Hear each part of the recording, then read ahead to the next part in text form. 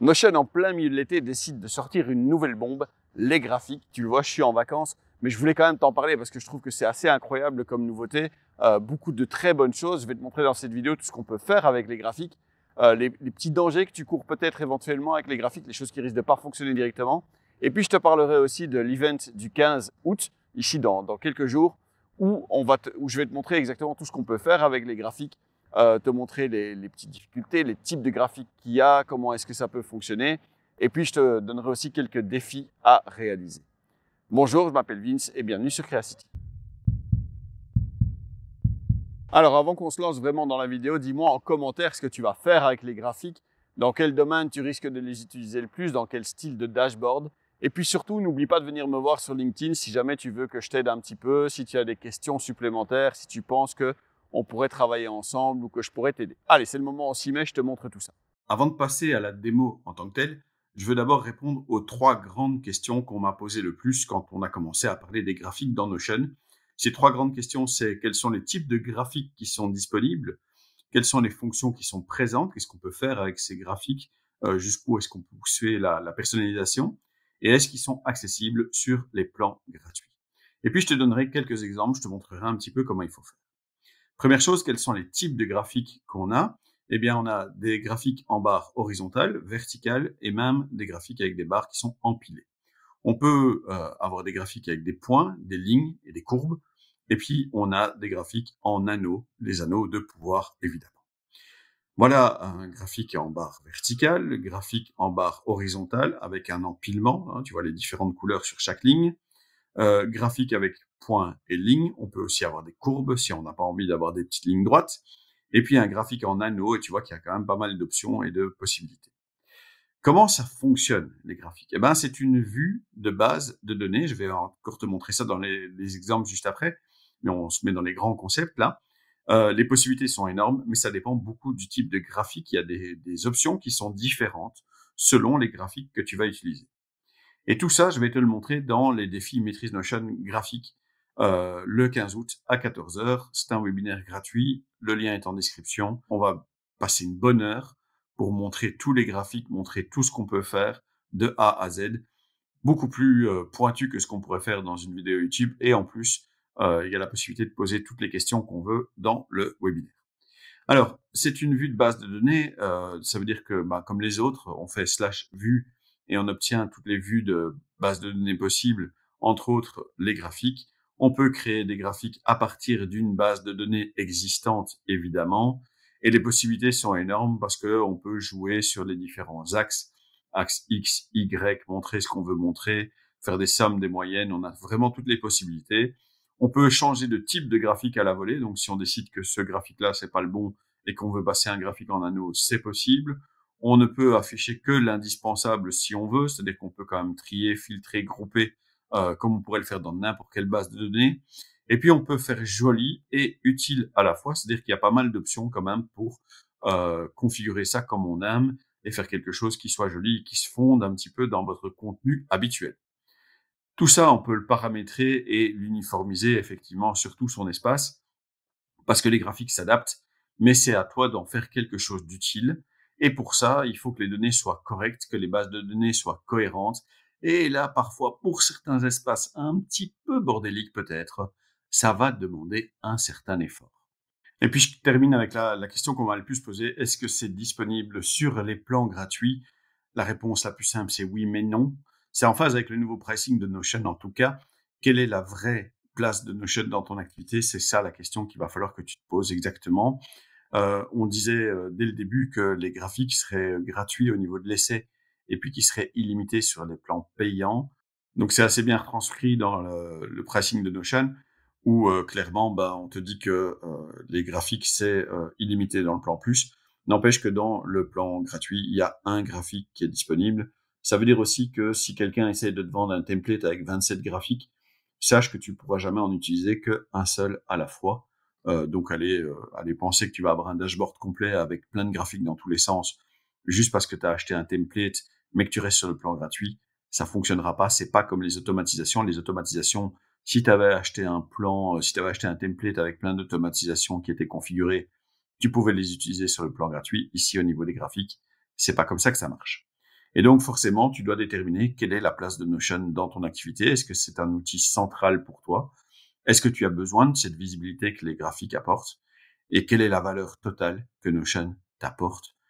Donc, c'est vraiment un choix, c'est vraiment des questions auxquelles seul toi peux répondre. Mais maintenant, on va passer aux exemples. Je te rappelle qu'il y a un webinaire le 15 août à 14 heures où j'aurai un beau petit cadeau pour toi. Je te rappelle aussi que si tu as des données correctes, tu risques d'avoir des graphiques corrects. Et puis, je te rappelle que de grands pouvoirs amènent de grandes responsabilités et donc aussi de faire des gros choix.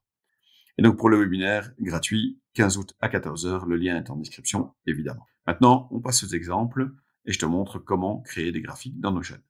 Alors ça, c'est les 10 défis par lesquels on va passer effectivement le jour du webinaire, là, le 15 août. On va passer par ces 10 défis-là. Je vais te montrer les 10 styles de graphiques.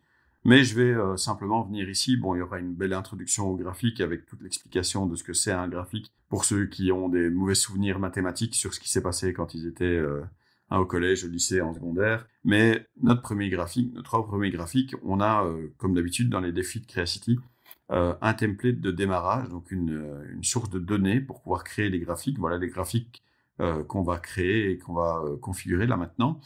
Et donc ici, c'est une base de données vraiment toute simple. Et comme je le disais, la vue graphique est une vue de base de données. Conséquence, on vient ici sur le petit plus pour rajouter une vue, ou bien on fait /vue sur n'importe quelle page.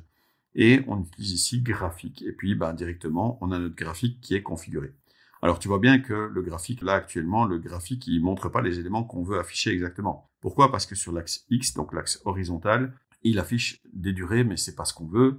Ici, ce qu'on veut sur l'axe horizontal, c'est le nom de la tâche. Et donc, sur l'axe vertical, il a directement maintenant mis les durées. On pourrait faire du cumulatif, on va pouvoir jouer avec les couleurs, je vais te montrer ça. N'empêche que ici, comme ça, tu as créé ton premier graphique dans Notion. C'est un graphique ici en barre verticale, mais il suffirait que je vienne là pour changer le style de graphique et faire d'autres choses éventuellement. Alors, tous les graphiques sont pas toujours valables pour toutes les données. Par exemple, le graphique en ligne ici, je sais pas si ça vaut vraiment la peine, mais en tout cas, barre verticale, barre horizontale, barre et anneau, ça me semble déjà pas trop mal. Donc ça, pour créer un graphique, je pense qu'on peut faire déjà quelque chose de sympa rien qu'avec ça. Alors au niveau des graphiques, tu vois aussi qu'il y a pas mal de choses qui sont possibles au niveau du style, des couleurs, il y a pas mal de possibilités au niveau des styles d'affichage aussi, etc. C'est toutes des choses qu'on abordera effectivement le 15 août pendant le webinaire. Mais je voulais te montrer encore d'autres styles de graphiques. Donc, par exemple, ici, l'état. D'où il vient cet état-là? Encore une fois, chaque fois, on te fournit un template de départ avec des données d'exemple. Et donc, quand on voit ici, c'est un petit tableau de tâches avec des tâches et des sous-tâches, etc. Et on a une durée totale en minutes.